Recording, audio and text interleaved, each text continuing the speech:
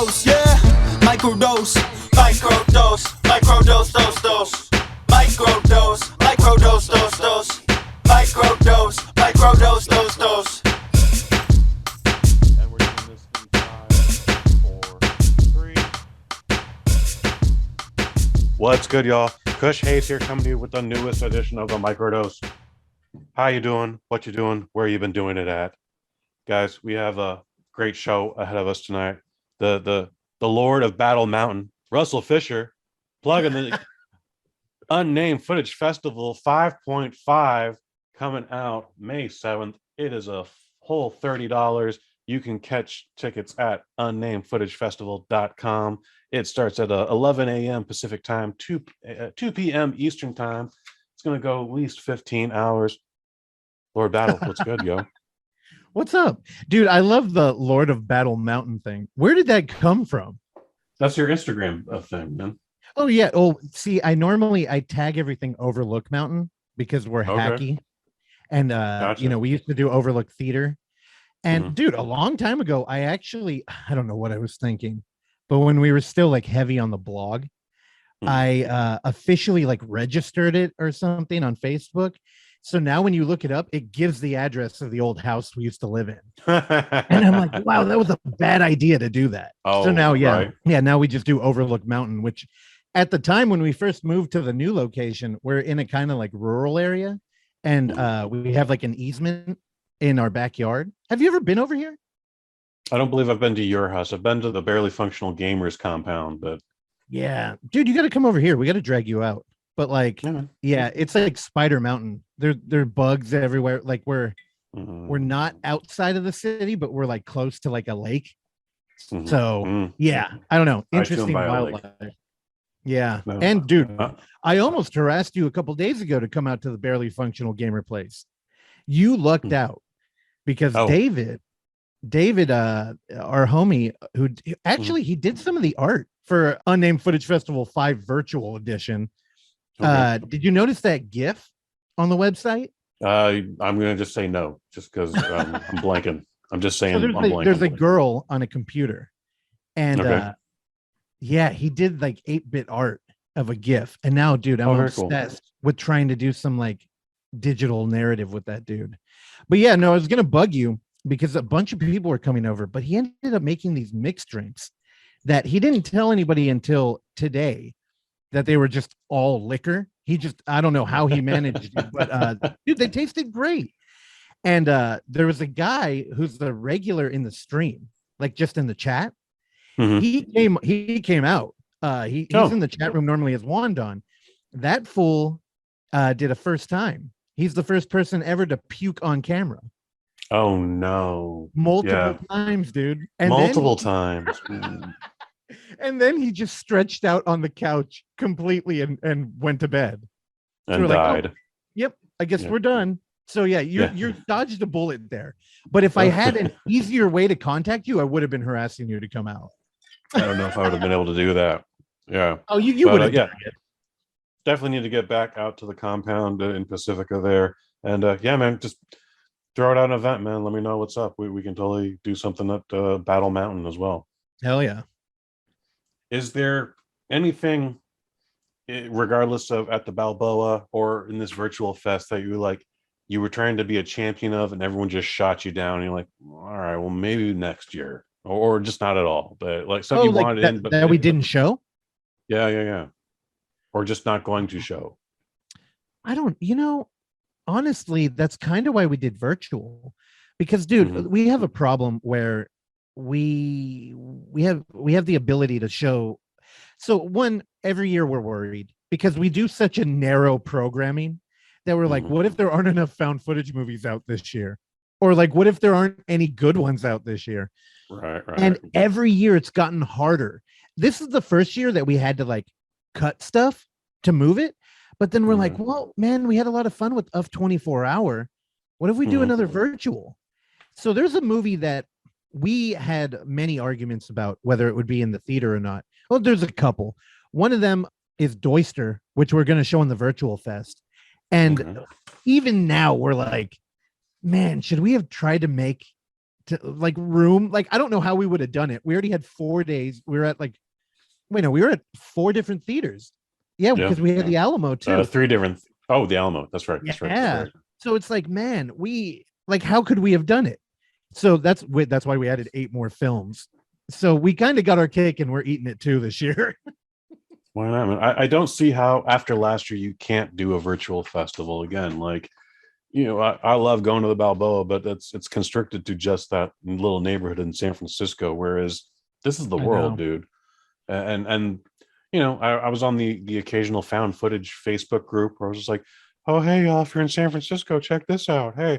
And people were just like, oh, that movie's playing. That movie looks great. I want to see that movie. And folks are just like, well, I wish I wasn't in Tennessee right now, or yeah, a shame I'm in Florida. But, well, hey, thank you for doing that first off. And I hope you do it with the online one too, because you know everybody who works on this damn thing. The thing we're bad at is promoting. We're so fucking terrible at it. And it's mostly because we always talk about like, well, we're going to do a fest and, it's really, we're throwing a party for these movies and we'll have people come out, except every time we're like, dude, we got to do more and we got to do more. And we just like, it's so stressful. Like right now with the online event, we put it out there for people because we love the format of UFF 24 Hour, where it was kind of like a never ending TV channel, right? Like it was kind of like a TV channel. Well, we did it as a marathon. And we're like, well, we like that live stream because every other film fest is doing kind of like a mini Netflix where you get a selection of movies that are on demand. And we're like, the thing is, a lot of the times the diamond in the rough is something that people, they kind of need somebody to guide them to. And the cool thing about just a live stream that's straight and you only get one shot at it is it kind of is demanding you show up. It's a thing Tarantino would talk a lot about, how like theaters, when you program a film, they're kind of demanding that you're on their schedule and you have a different interaction with the movie. And we get to kind of show, like, this is a much lowbrow, right? This is like a lowbrow take on it. But we offered up like all these people we've met to kind of help us like fill out the block because we do want to replicate the TV feel. So, dude, we've got like Slasher Victim and Adam Stillwell from like the Triangle, they've all made like kind of little not quite commercial things that we're just gonna like throw in between all these movies. So, dude, the thing is they're making cool shit and we're like, well, fuck, we should have made cool shit. So now we're like trying to scramble. I don't know, it's a mess. But again, sorry, I digress. It sounds like a good mess. What you're talking about is event programming. Like, again, this is before the advent of on demand. You want people, it's water cooler talk the next day. People need to see this on Saturday so that they can be talking about it on Monday. Like, oh, I just saw this thing called the Andy Baker tape, man. It's just like this dude meets his brother that he never knew he had. And then shit goes super south. Like, whoa. I haven't seen that. That's just what I'm getting from the synopsis here, but I feel like that's correctly. The Unnamed Footage Festival 5.5, the virtual festival is Saturday, May 7th. It's going to be about 12 hours. It's probably going to go to 15, but starts at 2 p.m. Eastern time, 11 a.m. Pacific time. It's $30. Folks, $30. You got $30. Guess who's trying to make you spend $30? The Batman wants you to spend $30 on a digital copy where it's got nothing. It's just the digital copy. It might come in a couple different languages, but there's no special features. There's no blooper reel. This is 15 hours of content, all yours for the low price of $30. And you have to be there to see it and believe it and check it out. UnnamedFootageFestival.com. Okay. I'm going over your features here. And one thing I want to see is people watching. Feature number 4. This is someone took a web camera or just a camera, and between 1998 and 1999, they just filmed this one section of Market and 6th Street, which, if you're from San Francisco, is a very dangerous street. And it's very weird because 7th Street's all right, it's kind of hairy. 8th Street's a little better. 5th Street's also a little hairy, but 4th Street's much better. But 6th Street, like, you could just get stabbed just accidentally crossing the street in this one section of San Francisco. And I know all that because in the year 2000, I was working on 5th and Mission. So Oh, I want to what? see what is in this collection here. Okay, so check. I'm glad you brought this up because when I mentioned two films we were arguing about, this was one of the ones I really wanted to show in the theater because it's a local film. All right, so this is going to be our oddball out here.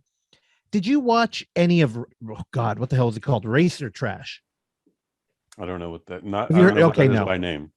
So Racer Trash during the lockdown, a bunch of professional editors got together and started recutting full feature films. So they would recut Clueless, and the rule would be you just have to fuck it up. So they would run it through filters. They would cut in music videos, and it's insane. You would dig it. And the thing was, they would only do it on live streams, and they were kind of like they would run for like 10 hours, and they would be kind of like party time. And dude, they ended this past year, but they threw a bunch of the shit on the Internet Archive. So if you're ever bored, or you know what, when you come over to Battle Mountain, that's what we're gonna do. We're gonna watch that shit. But anyway, I'm in. So it's you went to the first UFF, right? Mm-hmm. So did you see the Road movie? I want to say I did. The Road movie was a film that was it was a emotional narrative cut together only from Russian dash cam video. I see you thinking. Yeah, I mean, so the thing that is, was like 5 years ago. No, and it's fair because I mean, in the world of YouTube, it's kind of like a curated car mania movie. Right. This is a similar thing. Now, the reason I'm so pumped about people watching is because we had the director Isaac Gabif on. He directed The Sand, which if you haven't seen that movie, watch it. I won't tell you anything about it. It's on Tubi right now, but it's a horror film about some kids partying on the beach, and when they wake up, the sand starts eating them. Like there's something in it, which sounds like a lame creature feature from the 50s. This movie is. I feel like I saw this on Facebook. It's like what, like 5 minutes long? No, it's a feature. It's a full feature. Okay. Yeah, okay. And they have Miley's best friend. I can't think of his damn name. Anyway, when we were talking to Isaac on the Overlook Hour, I always ask the directors, like, hey, do you have any interest in found footage? I'm always trying to pressure people into making us stuff. I'm like, I got Kush out here. I got to show him some new shit. And he was like, you know what? I used to live out there. And we're like, okay, cool. And he was like, yeah, man, I lived in the Tenderloin. And I made a movie where I just stuck my camera out the window and filmed the street. And I'm like, dude, that sounds right up there like Peeping Tommy, if you remember that film. I remember Peeping Tommy. Yeah. And I'm like, dude, we got to see it. And he was like, oh, you know what? Maybe I could put it online or something. Like this movie's just been gone. So I think he threw it up on Vimeo. He gave us a private link to it. And it's, I guess him and his buddy in New York, they just cut together basically like his favorite mayhem from right outside his window. Now, the thing I want to tell you, because this movie, I mean, you can tell from the poster I made for it, because you didn't even have a poster for this movie. It's all mayhem and characters out there. I mean, you worked out there. But the reason he stopped, not fun times. No, it's only gotten worse too. Dude, the reason he stopped filming was because, well, his whole thing was, I could film pretty freely because I'm up on like the third floor of a building. And, when you're down there, even though there was, people on the corner pushing drugs and stuff, they're not looking up. So like I kind of had free reign. And he said one day a dude spotted him though. And he had walked outside, and 8 dudes came up to him out on his front door. And they're like, hey man, what the fuck? Like, you live up there? And he was just like, oh shit. And he's kind of a big dude. He's got a little bit of the Northman in him. He's a big Nordic dude. I'm not joking. But there's still 8 dudes. So there's still 8 dudes, and they jumped him, and they beat him up, but he got away. He's like, hey man, I tried to fight back. I got out of there. He said right after that, he called his dad and his best friend. He said, I have to move. Yeah. So every day, he said there were 2 ways out of that building. He would have to spot. He basically would go down there and make sure, because he said they were waiting for him every day. So he snuck out one day with his dad and his friend, and they just took the boxes when they saw the dude out front leave, and he was gone. He told the landlord, like, hey man, I'm sorry, I gotta move, I'm out. And he said that, he's like, now the reason I'm telling you is because none of that is in this movie. He's like, when I was done, I was done. And he's like, Right. like, one of the things Eduardo Sanchez talked about with found footage horror is it's just too convenient how all the really interesting shit you get on camera. And this is an example of it. The whole movie kind of ends with a potentially like incredible cinema moment where he's being jumped by a gang. Like, I mean, we're not rooting for him to get beat up. No, there's no footage of it. So this film is kind of the complete opposite. It's a little bit of fun. It might hit a little too close to home, like because I used to hang out. Scary times. Yeah, dude. When I was like early 20s, that's where we used to go hang out. Was we would do all the bar hopping on Polk and everything. So yeah, looking at it, it's, I don't know. It's kind of a time capsule of a beautiful time with a lot of weird fashion, and also yeah, I don't know. I keep wanting to say San Francisco's gotten better, but it's just not. It is not. No, I am unfortunately able to confirm that it has not gotten better, and that neighborhood has only gotten worse. Oh yeah. This is compelling me. I just said I worked a block down the street a year later and can confirm that all of that shit is super scary. B, your man saw some gangster shit he didn't need to see or should not have seen, and that's why he had to move. What also compelled me to this is it's now called Twitch TV, but once upon a time when it was Justin TV, a dude just a few blocks up the street in the Fillmore got the same. He was outside Glide Memorial Church or whatever, the place that services all the homeless folks. Yeah. It's one of the most dangerous areas in San Francisco outside of 6th Street. And he just set up his little web camera outside his window and just live streamed everything on Justin TV. And sure enough, he gets like 20 crimes a day. Tried to send this to the cops, and the cops was like, what the fuck do you want us to do about what are we gonna do? Yeah. Yeah, we can't do nothing about that. So that's always stuck in my head. I don't know how long that channel lasted, but it's Twitch TV now, so I'm sure it's done. But dang, yeah, people watching, I'm super into. Yeah, I mean, it's some real voyeur shit. And part of the reason why the film hasn't come out, I think he's got some music in there that he's not paying royalty for, because I don't think he paid Daft Punk for one of the songs. But it's going to be 100%. Oh yeah, it's going to be a fun party movie though, and it's probably going to be one that you can't see again after. So no, yeah. Feature 6, Last Radio Call. That sounds exciting. What you want to tell us about that? Well, Kush, because you were here at the first Unnamed Footage Festival, we showed a movie called Cop Cam.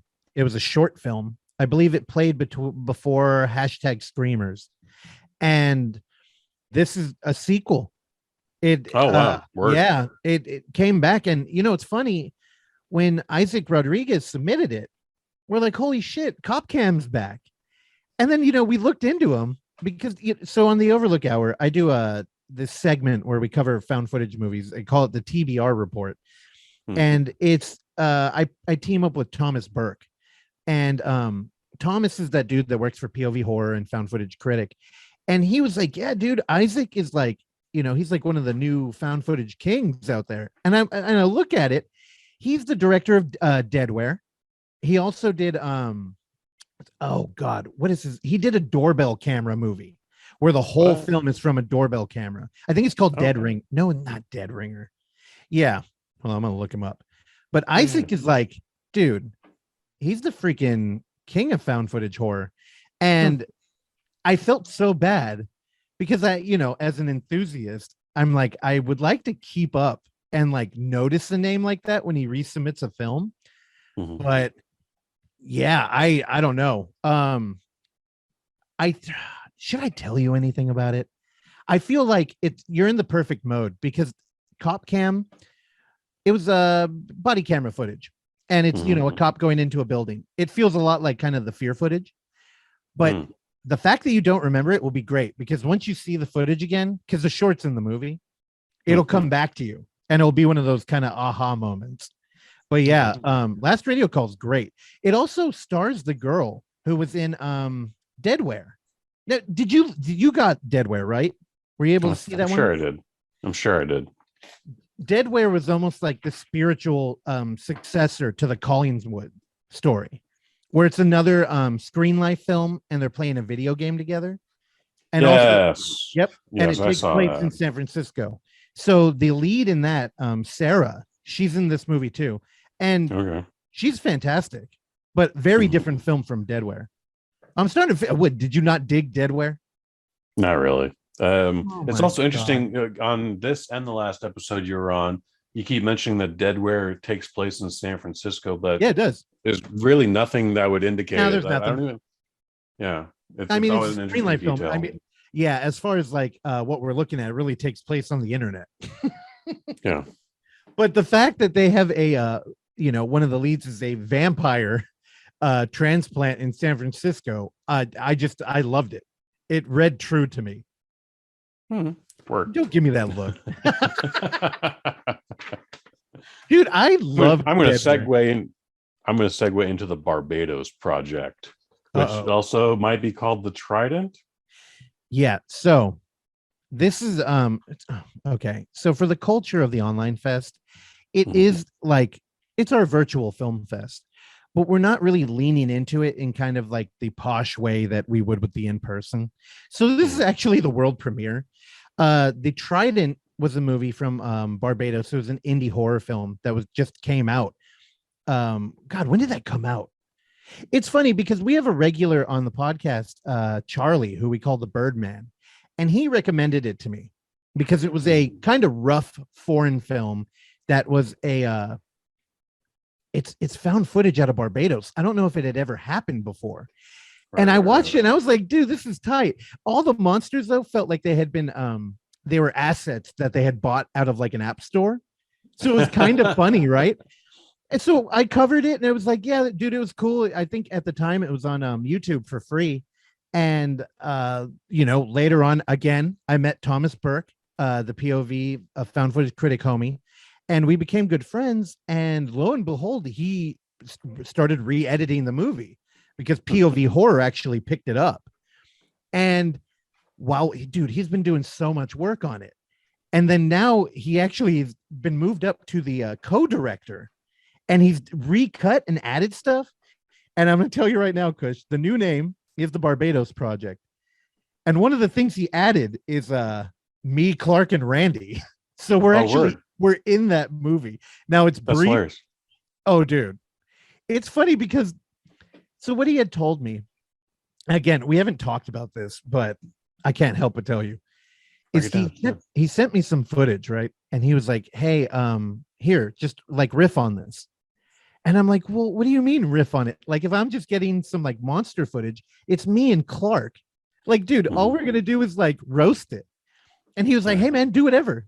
So we recorded a couple takes of like me, Clark, and Randy just watching footage, kind of acting like it had leaked from Barbados. And so after I was talking to Clark after we had done it, and we're like, you realize we're gonna be in a movie from Barbados, which is like incredible. There's a found footage film from there. But I'm like, it's a movie where it's mostly black people in it. And then these three white douchebags show up at the end of the film who are on a podcast, and we're like roasting it. And we're like, this is completely on brand, although it is like the lamest shit ever. And I believe Thomas, he cut it in such a way that we're not like mean or jokey. So you might get like a very sterile version of us in it. But I'm telling you, Kush, I don't know. Be ready for that. It's going to be a trip. I'm into that. Did the Curse of Aurora do something similar like that, where they got a real YouTuber to bookend it? Oh yeah. Yeah. Right. Yeah. That was the one. Yeah. I got my biggest laugh the whole weekend out of that movie. And by biggest laugh, I went as soon as the movie ends, and then they focus back on the YouTuber because we forgot about him. He just has this stunned look, and I just went, bro. Yep. And the entire theater laughed, and I was very proud of that moment. Dude, again, we had Lana on and Mayron, and we talked to them about it on the podcast, and I had reviewed it before we had them on. And like you said, you always want to like, you want to put people in a good light and highlight the good things about films. Yes. And when I first covered it, I was like, why the fuck was that wraparound there? Like that dude was the worst. Like he's such a douche. Like fuck that dude. And they came on and they're like, it clearly it's like a marketing thing because that guy is a real YouTuber and he gets millions of views. And they're like, yeah, that was the idea. It's not really it wasn't really a story choice. And I'm just like, man, it sucks when films feel like they have to go that length. Because I'm not sure if they ever got anything out of that. Like if you go to that dude's channel, the video's there. Like that's a real video he uploaded, and there's millions of views. And a bunch of people comment under it. Hey, is this from the movie Curse of Aurora? Is this Curse of Aurora? And he just ignores them. Yeah. And it's like, of course, because his audience, he wants them to think that it might be real. So I'm like, how did that help the film? Like, other than people commenting, I don't know. Screw that dude. He sucks. I see why it works. Oh, I don't think that guy sucks, but I get what you're saying. You hate such him a douche. Hate's a strong word. If I met him, he'd probably be cool, but he comes off like such a douche. And I know he's probably playing a character, but I'm like, why that character? Fair enough. I feel you, man. I feel you. It's funny when you see somebody. Everybody. Oh, you know what? I get to be enemies with everybody either. No hate. No hating. No hating. Dude, I live on Battle Mountain. What do you want? Well, that is fair. We got to somehow figure out how to transition into Love Mountain. Yeah, I don't know. It doesn't have the same prestige. We're going to find a happy gray medium, all right? But we're going to find the gray medium there. Battle Mountain will become like, Cuddle Mountain or something. All right, I'm down with that. Cuddle. Is there anything that I did not talk about? I only mentioned 3 of these films, but what do you think would be the better one for the folks need to see? What in this 15-hour block? So again, the straight live stream. Honestly, everything like you noticed, they're just numbered, like short one, feature one. And that's because even right now, as we were talking, I got another email where we just got another like short little bit to like fill it up with submitted. So we don't know how long this thing's going to be. It's going to be at least 8 hours long, but I mean, God, you know what happened last year. So God, to try and ask me that, I don't know how to answer it, because really I want people to just kind of clear the day and like veg out on their couch and just let this wash over you. There's so much in here. If I had to pick, so a couple of these films are actually like, they're pretty widely available. Like one of them was Last Radio Call, which you mentioned, and Horror in the High Desert too. Dutch just came out with a Blu-ray. One of the things we're going to do is Dutch and Isaac are homies. So I'm going to try and have them there in the chat during the films. So if I could say one thing, it's don't be turned off by a movie you've seen already, because there's an opportunity here to hang out with the director as we do it. And of course, we'll be in the chat. So if you want to tell me I shouldn't hate YouTubers or something, I'll be there. You could yell at me. But yeah, really, I kind of just want people to get washed away in this thing, which is why, Kush, again, I have to say, I love you. You're one of the best. Love you too, baby. You're one of the best Vikings to be on the longboat with, because you're really there for the whole thing. And, if you end up falling asleep after a long war, you're there and you let me beat you up for it. So it also means I survived. If I'm alive, you made it through. Survived. I mean, this is, again, my notes here say it's 15 hours. I don't know why it's not just 24 hours at this point, but that's a whole other thing. It's like, again, so last year's UFF 24, it was supposed to be 24 hours. It got stretched into like 28 or 30 hours. And there's bumpers and the mini movies and all that. And it was just like that I can't say it enough, guys. Yeah, that was an endurance. You had to be ready. I needed to have my 3 sandwiches and my bag of Doritos and my fifth of vodka, and like, and I still had to take a nap even after all that stuff, Well, it's demanding too, found footage horror. You got to pay attention to it. If you leave the room and didn't walk have the proper seat. No, dude, you were making putrefaction in your room. What did you have a 360 camera in there and green screens everywhere? I don't have a 360 camera, but I had the web camera, probably this one that we're talking on right now. And then I took one of the Ring cameras from the least accessed part of my house. I was like, well, no one's going to that corner anyway, so I can borrow this for 24 hours. And then I had a GoPro going as well. So I had 3 different angles, and I just wanted to record my process, and I made sure like the bathroom window is open. So like it's a cool effect in the time lapse where the sun rises and then sets and then rises again. Like it was a whole thing. Did you capture all that? I captured 28 hours minimum of footage. Yeah. I released it on YouTube, you put it Facebook. up, right? Yeah. Dude, send me a link to that. Because man, I don't see why we shouldn't try and work that into this fest.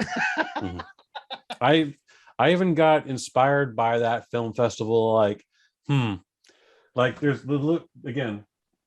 You can't see it on this angle, Lord Battle, but there's literally this direction right here. There's a door there, and I was like, wow, it's literally just me in this room. What if that door just opened and someone just walked out and just stabbed the shit out of me? And then I made that film in 2 minutes. You did. And then I annoyed a bunch of people with it too. Like one of my buddies of mine he's a filmmaker, heavy air quotes there. And I was like, dude, you guys see this thing? Like, this is the first thing I've ever edited and like made in my life. And he's like, it was only 2 minutes long, but he's like, why the fuck did you make me watch that? I was like, bro, it's literally only me in the fucking thing, dude. Like there's like 3 bodies. Like, it's just me. What are you? Yeah. The problem was you were too effective. Like I remember watching it at first too, and I'm like, oh, that was interesting, but I don't get it. And it's like, oh fuck, that's Kush. Like you're playing both parts. Yeah, I was trying to figure out how to do the split screen gimmick, and yeah, man, like the whole process took me like 6 hours to create. Is really neat. But I got that inspiration from Unnamed Footage Festival 24. Hell yeah! Did we show it? No. Oh, but you could have if you did. It's not finished though. Like there's one point where like I'm looking at the TV screen over here and I'm like bobbing my head because I am watching a music video on YouTube, but like it should probably have like the weekend behind it where it goes, once I get stabbed, it just fades to black, goes, woo! I can't feel my face. It's a work in progress. It's not ready to be shown yet. You got to respect the artist here, fucking Lord Battle. All right, like no, I'm serious about this. Hey, here's the thing. I love giving a platform to indies. So send me something. We'll throw it in there. We got to give you some love for testing out the trials. You know, I was guilting you so bad every other time I've been on here for falling asleep, and really, it was just coming from a place. Well, it was just coming from a place of like I felt alone in that journey, and I was we were talking on Twitter because every other programmer took a nap, and honestly, hey, I don't blame them, but I don't know, I was just like, dude, we're only doing this one time, like I want to write it out, and I ended up staying up for 48 hours, which wasn't great. You said that, and I'm amazed you did that because I was done. I was done. Even with my 5-hour nap, I was just like, oh, like I tried to hang it at the virtual party. And then something happened where like someone's avatar like kind of just nudged my avatar, and then all of a sudden I was in a different conversation that I didn't recognize anyone. I was like, "What is happening here? Where am I?" Yeah, no, you break through that wall, and then it's just kind of like, oh, I can't even go to sleep now if I wanted to. And you know, since then, a couple people have actually reached out who are like, "Dude, I was awake the whole time." So I'm like, okay, I wasn't alone there. I'm glad somebody got the like full manic experience of that. But this year, I feel like it's not a huge ask. And even if we're like 9 hours, that's not terrible. That's like a work shift. Do 40 hours a week, 8-hour shifts. So you could do 9 of this. I can tell you this: all your advertisements are stressing that this is going to be a minimum of 12 hours. The actual website that you guys link to at unnamedfootagefest.com, the actual website, what is it? Says sia.live. Oh, that yeah. They're a new partner. They have it going from this is Pacific time, 11 a.m. to 2:30 a.m.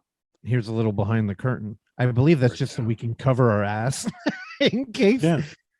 Yeah. So I don't know what that's 15 and a half hours. So you'll go at least that long. Or at most that long. Yeah, at most. I mean, I don't know what happens if we go longer. Maybe they're going to try and fight us, or people will kick in our doors and demand more money. Oh, they'll probably demand more money, or there's probably a clause where like for every hour you go out of your block, like it's an extra $12 or something. That's what happens with Buzzsprout. Like you're only allowed 3 hours a month, Kush, but you win 5, so we're gonna charge you $8 more. Like, Oh, boo. you're kind of a cunt, but okay. That's what I agreed to. Okay. Anything on this else that I'm missing here? Like we talked last radio call, we talked about people watching, we talked about Dister and the Trident, aka the Barbados project. But what else should folks see? Landlocked, the Andy Baker tape. Break it down, man. If I'm gonna be quick, so the Andy Baker tape have to be quick. pretty well, it's a traditional found footage horror film. We're doing a little bit of a creep thing here, which I'm sure is obvious. Landlocked is a carryover from our hybrid film selection this year. So, for the festival proper, we opened it up where not all the features had to be 100% found footage, like in-world camera. And it was really so we had an excuse to show Behind the Mask, which did you catch that at the Alamo? I don't think you did. Not. No. So have you seen it before? I've seen it, but I'm not a fan of it. Okay. Well, as far as like what we were trying to do with hybrid, it's a great example of how you can change a narrative of it, or even the way you interact with characters in the film by being in-world versus like traditional. And I mean, we got lucky that there were films like Masking Threshold that also fell in there that we probably wouldn't have shown otherwise. And Landlocked is one of them.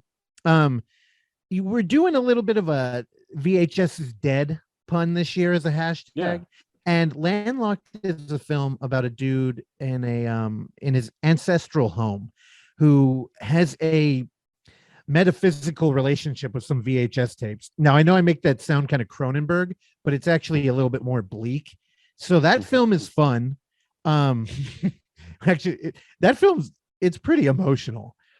Then we're moving into Horror in the High Desert. Have you seen that one? No, I don't know anything about it. So Horror in the High Desert is it takes the format of like what are they called? It's a TV show where we're doing like investigative journalist work into like true crime. Okay. And kind of like Malibu Horror Story. A little, except this one's like a TV show. So it's almost like if I can't think of any of them right now. Like, remember how they were calling them like murder porn for a while? Where it's like we're kind of like calling up tragedies that happened, and we have true crime stuff. Yeah, there's a word for it though. It's called like serial. It's super popular too. I don't know. I can't think of it. But they're all on Netflix anyways. Which is weird because you think, how has somebody not done that yet? Where you take that format and that kind of storytelling, except it goes into a found footage direction, kind of like Phoenix Forgotten, if you had seen that film. And that's Horror in the High Desert. It's super hot right now in like the very niche internet found footage community. Okay. Then People Watching, we talked about. Chest is another traditional found footage horror film. Last Radio Calls right in the same vein. Doister is too. That's a Belgium film though. And that one is a fucking trip. So yeah, and then Barbados projects. We're really going for fun and horror this year. So okay. Yeah, I don't know. Is there anything you wanted to know? Any questions that you're just dying to ask? I think I wanted to know about Last Radio Call. I wanted to talk about People Watching, the Barbados project. Yeah, man. I think I got. Well, Kush, I'm here for you, man. I told you I cleared this time. I was looking forward to hanging out with you. Again, I was very, very tempted to peer pressure you into coming over and maybe beating Wandon in becoming the first ever to puke on camera. But I don't know. I'm never going to succumb to peer pressure. Why not? It's fun. That's how you get into all the good things in life. I am way too old to be dealing with that bullshit, dude. Like if you think less of me for not having an extra shot, I'm okay with that. Also, that's your problem. Also, I might have wanted to inject you there because you got that mellow, cool thing going. You might have slowed it down. Maybe Wandon would still be alive if you showed up. Hey, maybe he doesn't need that extra shot. I'd have probably totally said that if I saw the warning signs. Oh, dude. Well, here's the problem. The Fool challenged the live stream, and he's like, "Come on, buy me shots. I don't care. Do it." And like, so normally That dude that's had a kind thing of to prove. No, man. he did. Yeah. He proved he can't hold his liquor. So I would have said something. I'd be like, yeah, we don't need to do that. And he'd be like, nah, bro, I'm totally into it. I feel like that's his energy. And then I'd be like, all right. it's just stage left. Oh, man. Yep. And that's pretty much what everybody did. Yeah. Except for everyone who had to clean the puke up the next morning. I know they had a bucket. Dude, oddly, they had a bucket on hand. Did he make the bucket? Yeah, 3 times. Okay. Oh. Well, glad he made the bucket. Actually, there's a clip on there. Dude, I'll show you. That's embarrassing. No. Well, it's obscured. Come on, dude. You are a found footage veteran. You've gone to Australia. I still have my limits. And so far, none of the videos you've shown me over the last 5 years involve vomiting. Did you see Descent into Darkness? Yes. That didn't have vomiting. It had something worse in there, though. There's some human fecal matter. You don't remember the poo-poo on the street? It was like San Francisco out there. I do not remember that. So. Oh yeah, he draws a heart on the back of somebody's car, and a couple's walking by, and they're like, "What the hell?" Oh Jesus! Oh, the guy in France, right? Yep. Yeah. Okay. Yeah, he was an asshole too, or at least his character. Oh, dude, definitely. Well, I don't know. I think there might have been some mental illness there. So, I heard his story about getting that made, and then like how he had to like transition out of that character once the movie was done. Oh yeah, like yeah, I could see why that would change you. Dude, that's all fucked up. In the movie, he lost so much weight, like he was beyond method acting. And Raphael, dude, he's a crazy artist in the best way. But yeah, so you can watch a YouTube video. Yeah, I can, but it doesn't mean I have to. Like, no, that is true. I enjoyed the shit out of Jackass Forever a couple of months ago. Like, it's the funniest movie I've seen since like The Naked Gun, as far as being in the theater goes. Like, my sides were literally hurting, but I hated every moment that they were vomiting. I still have my limits, dude. Just wait for the day that we end up showing like a Jackass type film at UFF, because when you look at it, it's in-world camera. Everything is made by the characters in the film, and a better example would probably be oh my god, what was Eric Andre's movie? Bad Trip. Bad Trip. Yeah, when that was out playing Film Fest, I think it was playing a little bit before COVID hit, and we're like, dude, can we try and pull strings so we could see this thing? Because if we could have showed that, we would have. It would have been great. What goes into something like that? Because like I remember you guys showed that one mainstream footage, Unfounded, what was it? It's a webcam. It's from Universal. It was the webcam footage. 6 people, like fat guy shoves his hand in the blender for no reason. Unfriended. Thank you. Jesus Christ. Yeah. Like, did you guys just go ahead and do that, or did you have to go through extra channels for that? Because I also want to know, like, why haven't you shown the John Cho film that everyone seems to love? Everyone that's seen it seems to love it. What's the John Cho film? John Cho came out with a film pre-COVID, like a year before pre-COVID, where his daughter is talking about Searching, right? Yeah. I think it's called Searching.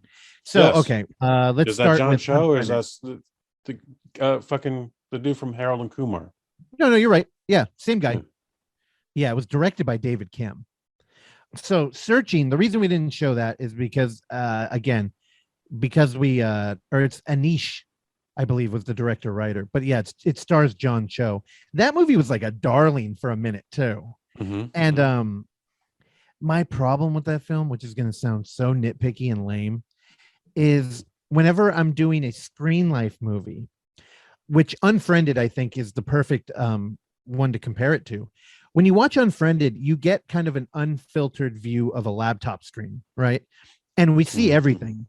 And part of the movie, like the best parts of that movie are we get to see a young girl start typing a message and then delete it and then retype it and then delete it and then retype it. And you're like, you get all this nuance that you can't get traditionally in a movie. Or, you get to see her playlist and, she might pick a song to play which you would have in any film, but you also get to see everything else she has. And you get this kind of like full, like, think of how personal our computers are. And we get an unfiltered look at it. Now in Searching, they get a little cute with it. And if they want you to look at the time, like say we're doing a time lapse and they really want you to pay attention, they zoom in and like the whole camera will come down and it will have like a forced perspective. And man, honestly, I think the film did better because of that choice. But as a like, I don't know, elitist about found footage movies, see, this is what I was talking about with the North. That's fair. I start splitting hairs. Also, found footage, we're always teetering, like Hitchcock always talked about like voyeurism and how the audience is, we're kind of going to the theater to see people do things and see things that we wouldn't do in our regular, like, polite society life. So Rear Window is all about just being a voyeur. And, in a found footage film, like in the original VHS, that movie's hyper misogynist. But what people didn't realize is they're showing you the things that, like, if you had a tape in private, you might watch, but if people were around, you wouldn't put it on.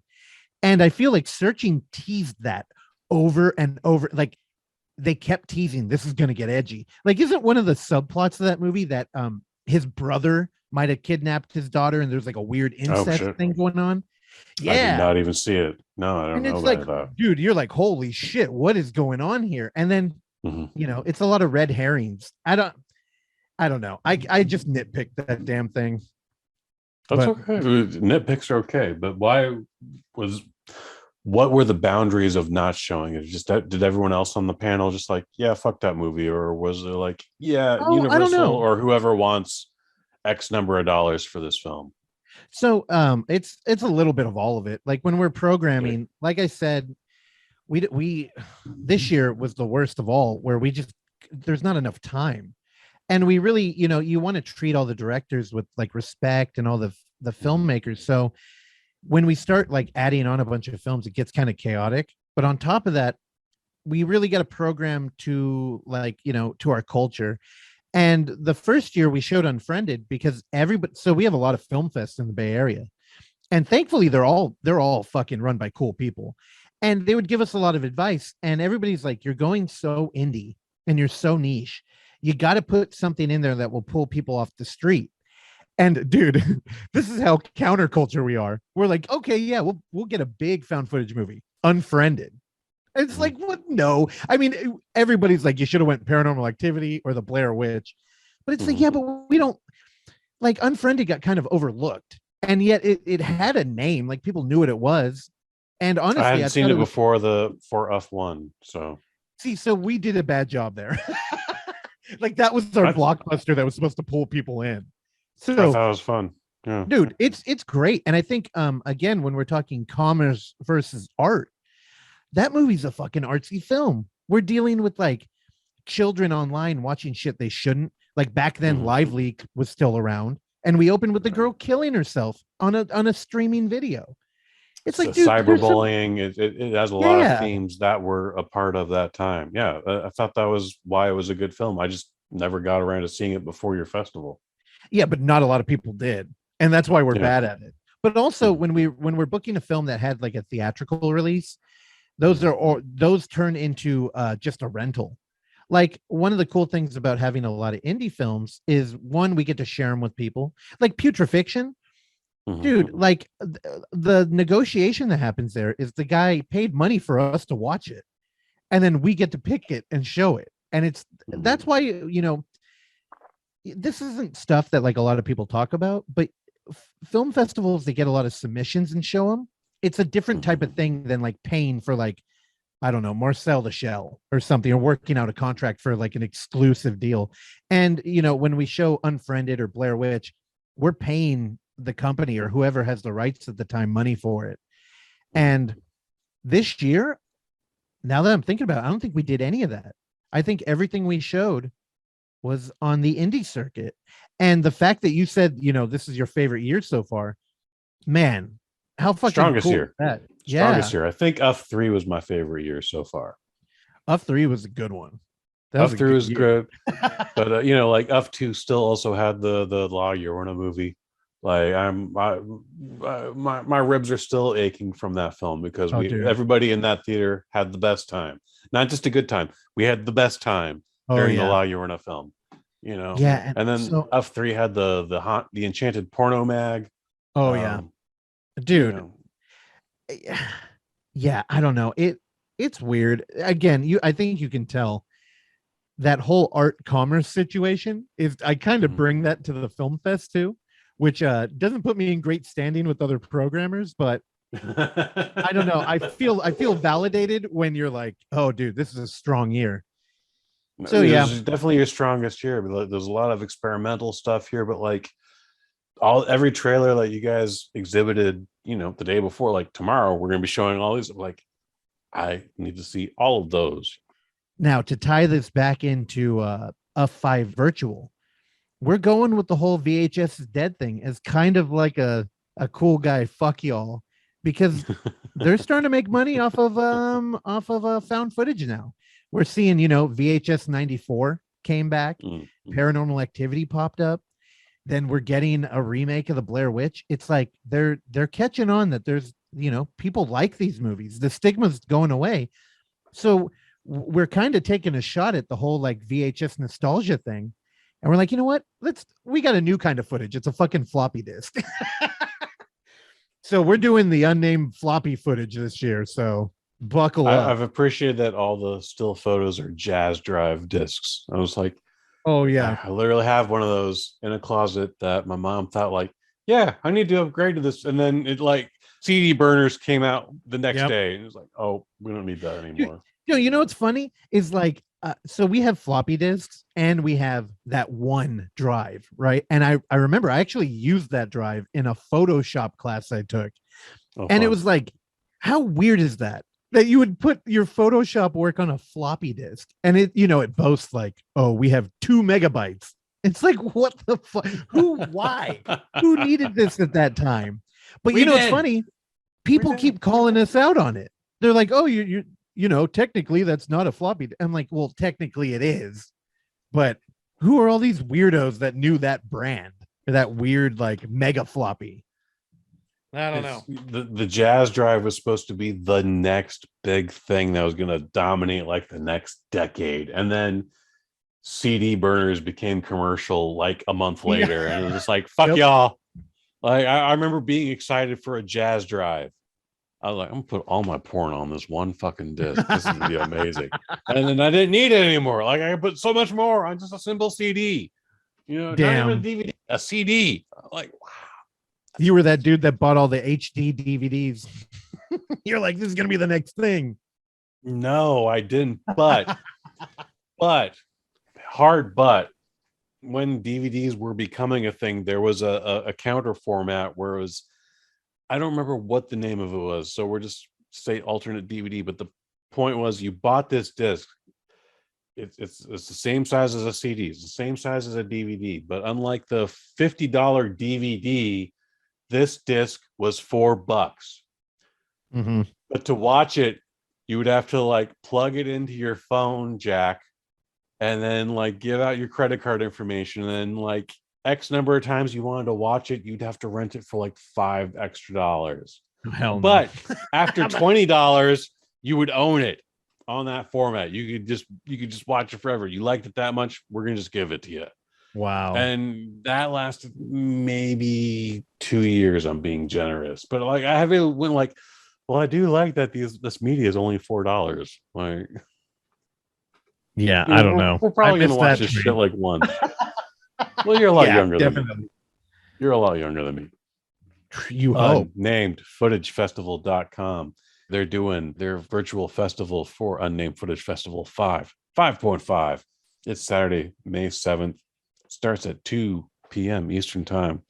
It's going to go at least 12 hours. It's $30. Again, you're getting more content than you would with the Batman or Doctor Strange, but you will have already seen on Thursday and or Friday.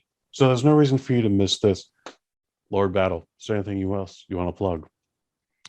Now, I think it's funny that you said, because I'm so much younger than you, because one of the things we're doing, because it's May 7th, it's Rogerio Diodato's birthday, the director of Cannibal Holocaust.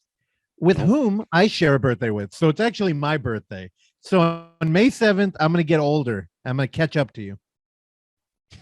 Just by a year. Not by much. Just by a year. I don't know. I feel like I've aged 5 this year, so I'm catching up. I feel that too. Shit. Kush, man, I love you, dude. Thanks for taking the time out to sit here and BS with me forever. I love you too, buddy. Thank you for being a part of this. We have gone so deep on this. But, folks, you're already listening to the Microdose. Just earlier this week, we released the Kick-Ass Movie Podcast Season 2 finale. Me and the director of Pact of Vengeance, Master Len Kabazinski. We talked about David Carradine's Circle of Iron from 1978. You should check it out. It's an interesting movie. It's an even more fun listen, but that's what we got going on there. Otherwise, you're listening to the Microdose right now, but the other thing I do is the Waffle Box with a friend of the family, Mike Fish. It's the best part of Wednesdays. We talk about everything and nothing all at the same time. Guinness World Records, middle of the show quizzes, trapdoors where we eliminate something from history entirely, my movie reviews, including The Northman next week. Guys, Waffle Box Pod, you can find that on Twitter. For Lord Battle and the Unnamed Footage Festival. I've been Kush Hayes. You've been you.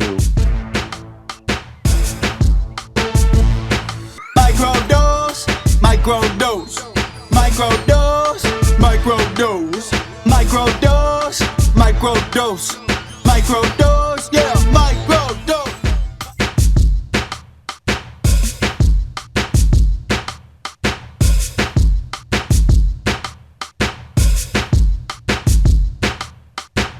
From the BosNet family. Like, he's such a douche. Like, fuck that dude.